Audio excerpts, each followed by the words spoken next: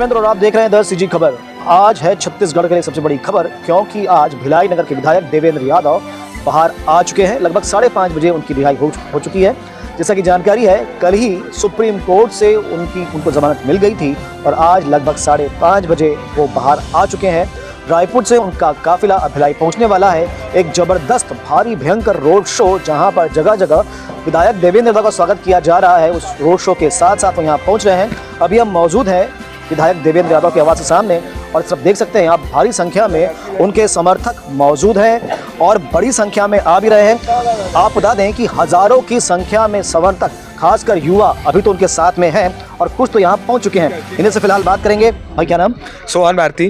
तो कहाँ से होते हुए आ रहे हो भाई? मैं अभी अहिवारा से आ रहा हूँ। अभी देवरजाला अहिवारा से आ रहा हूँ। देवेंद्र भी आए हैं, इस खुशी में मनाने आए हैं अपन। तो अभी देवेंद्र भाई के साथ में होते हुए आए क्या? हाँ, अभी आते हुए कैसा आते हुए पूरा बहुत अच्छा लगा अपन को। इतना अच्छा लगा कि अपन बता नहीं सकते। अपना साथ दिया नहीं भैया, बहुत बड़ी बात है। सतनामी समाज के खिलाफ लड़ने का बहुत बहुत बधाई। हाँ, ये बात है। अपन सतनामी बहुत अच्छा लगा हमको मिलकर, बहुत लड़े। मुलाकात हुई उनसे? हाँ, बिल्कुल बातचीत भी हुआ है। बोले कि बहुत अच्छे हैं अपन भी, आप कैसे हो? अपन को भी पूछे भैया बहुत अच्छे हैं। अपन से मुलाकात होती है, मुलाकात हो गई है।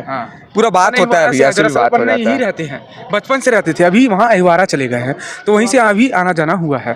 आप बता दें, अहिवारा लगभग यहाँ से 20 किलोमीटर से ज्यादा दूर है और अभी लगभग 10 बज रहे हैं। ये युवा अहिवारा उतने दूर से आए हुए हैं और ये अपने चहेते नेता देवेंद्र यादव के साथ उनकी रैली में भी शामिल थे। फिलहाल घर पे आए हुए हैं और अभी भी यहाँ उनसे बात करेंगे। अभी जो जानकारी मिल रही है उसके मुताबिक विधायक देवेंद्र यादव सेक्टर 9 मंदिर गए हुए हैं, पूजा करेंगे और तुरंत ही वो पहुंचने वाले अपने निवास में। पर फिलहाल हमारे साथ वरिष्ठ पत्रकार भाटिया जी हैं। एक विषय जो कल से चल रहा है, जब से जमानत उनकी मंजूर हुई है, कि अब देवेंद्र यादव छत्तीसगढ़ के एक बड़े नेता के रूप में उभरेंगे। तो सर, क्या सोचते हैं आप कि क्या वाकई में देवेंद्र यादव छत्तीसगढ़ के बड़े नेता के रूप में उभरेंगे? देखिए, कांग्रेस की बात की जाए तो कांग्रेस में शुरू से ही मतलब जो युवराज रहे हैं, राष्ट्रीय नेतृत्व की कमान संभाले हैं राहुल गांधी जी, प्रियंका जी, उनके द्वारा मतलब हमेशा ये महत्व दिया गया कि युवाओं को आगे लाना है। युवाओं के बदौलत ये देश युवाओं का देश है। उसी कड़ी में यदि मैं छत्तीसगढ़ की बात करूं और ख़ास तौर से दुर्ग जिले के भिलाई विधानसभा की बात करूं, तो भिलाई में जो युवा विधायक है देवेंद्र यादव, वह अपने छात्र राजनीति के जीवन से लेकर आज तक 2 बार विधायक रह चुके हैं वो, और लगातार वो संघर्ष करते करते उन्हें बलौदा बाजार हिंसाकांड जैसे बड़े अगजनी कांड में उनको वर्तमान की जो सरकार है, उनकी जो एजेंसियां हैं, जांच एजेंसियां, उन्होंने क्या जांच की मैं उस पर नहीं जाना चाहता, क्योंकि वो जांच का जिम्मा और विषय मेरा नहीं है ना, ना ही कांग्रेस पार्टी का है। लेकिन कहने को ये है कि जांच जो भी हुई, आज सुप्रीम कोर्ट से, माननीय सुप्रीम कोर्ट से जो उसका फैसला आया, वो फैसला ये बताता है, आज जब वो जेल से बाहर आए और जो हुजूम सड़कों पे राजधानी रायपुर से लेके सेक्टर 9 हनुमान मंदिर व उनके निवास स्थान सेक्टर 5 में जो देखा जा रहा है, वो भीड़ ये बता रही है कि आने वाला नेतृत्व, आने वाला समय यदि कोई युवा करेगा इस छत्तीसगढ़ में, कांग्रेस को और बूस्टअप करेगा, तो वो है भाई युवा विधायक देवेंद्र यादव। लेकिन ये सारी बातों को दिल्ली में बैठे शीर्ष नेता, राजधानी में बैठे बड़े नेता, कांग्रेस के बड़े नेता, उनको देखना और समझना होगा।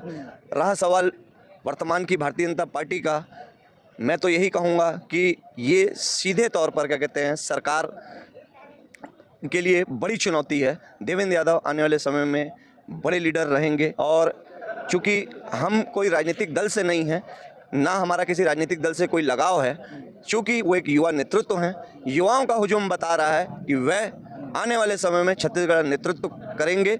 पार्टी उन्हें क्या जिम्मेदारी देगी, क्या सौंपेगी, ये समय के गर्भ में है। लेकिन नेतृत्व जो है वो ये भीड़ बता रही है, ये लोग बता रहे हैं, ये हुजूम बता रहा है। आज रात का 11 बजने वाला है, लेकिन सेक्टर 5 का उनका बंगला और सड़कें और बड़ी गाड़ियों के काफिले और युवाओं का हुजूम ये बता रहा है कि छत्तीसगढ़ डोल रहा है, देवेंद्र यादव बोल रहा है। तो कहना ऐसा ये है कि छत्तीसगढ़ डोल रहा है, देवेंद्र यादव बोल रहा है ना। कहीं नहीं देवेंद्र यादव भविष्य के बड़े नेता हो सकते हैं, पर कहीं ना कहीं राजनीति में एक परिपाटी होती है कि जिसका कद बढ़ने लगता है, उसके कद को धीरे धीरे छोटा करने का प्रयास राजनीति में किया जाता है। फिलहाल समय के गर्भ में छुपा है कि देवेंद्र यादव कितने बड़े नेता बनेंगे। अब देवेंद्र यादव पहुंचने ही वाले हैं। क्या कह रहे हैं अपनी रिहाई पर और क्या कहते हैं बारे में, कथित कुचक्र के बारे में, ये भी आपको सुनाएंगे।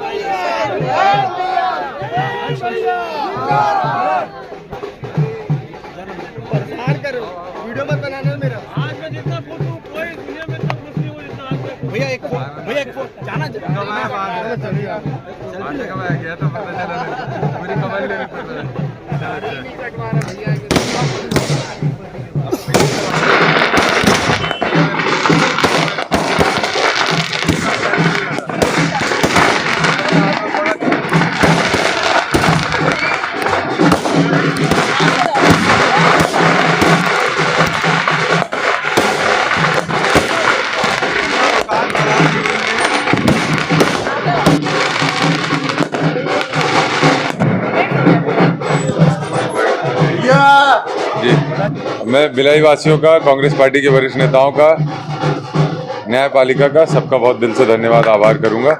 और निश्चित रूप से पिछले समय में जो हुआ है उसमें बहुत सारे निर्दोष लोगों को जेल में बहुत लंबे समय तक रहना पड़ा, और ठीक है, लेकिन अंधेरे के बाद सवेरा आता है और एक नई शुरुआत है।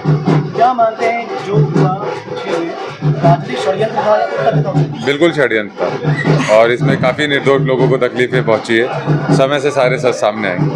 आगे की लड़ाई कैसे रहेगी? हाँ, आगे की लड़ाई कैसे रहेगी? मुखर रहेगी। जो सच है उसको बोलने में हम नहीं डरेंगे, और पिछले समय में हमने संविधान को साक्षी मानकर संवैधानिक लड़ाई लड़ी, आने वाले समय में भी मुखर होकर लड़ेंगे। कानूनी मामले से लड़ने वाले अली हुसैन सिद्दीकी जी हमारे साथ में हैं। तो भाई साहब, एक बड़ा डिसीजन कांग्रेस के लिए, एक बड़ा खुशी की लहर है, पर किस प्रकार देखते हैं कानूनी रूप से इस लड़ाई को? देखिए, एक ही डिसीजन नहीं है, एक डिसीजन तो कल आया था और दूसरा डिसीजन जो है वो आज आया है। जो असत्य की लड़ाई थी सत्य के साथ, वो सत्य की विजय हुई है, और हमेशा संविधान सर्वोपरि रहा है, और इस सत्य में वो जयते की लड़ाई में सत्य की जीत हुई है।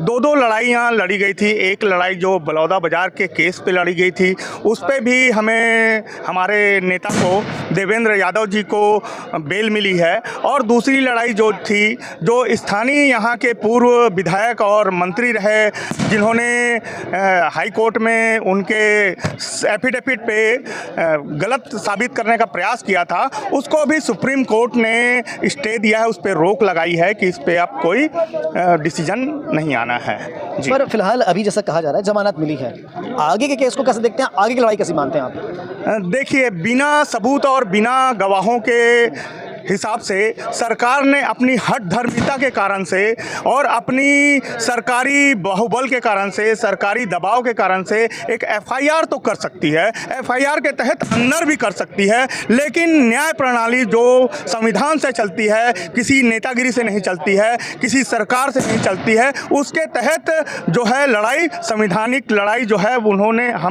हमारे जो विधायक थे उन्होंने लड़ा है, और लड़ करके आज बाहर आए हैं। और आने वाले समय में आप देखेंगे कि जो इन्होंने 1300 पन्नों का जो चालान पेश किया है, उसमें सिर्फ 1.5 पन्नों में सिर्फ नाम और नाम लिखने का काम किया है, कोई भी सबूत और गवाह पेश करने का काम नहीं किया है सरकार ने। दर्शकों को सरल शब्द में बताएंगे कि किन आधारों पर माननीय न्यायालय ने उनको जमानत दी है?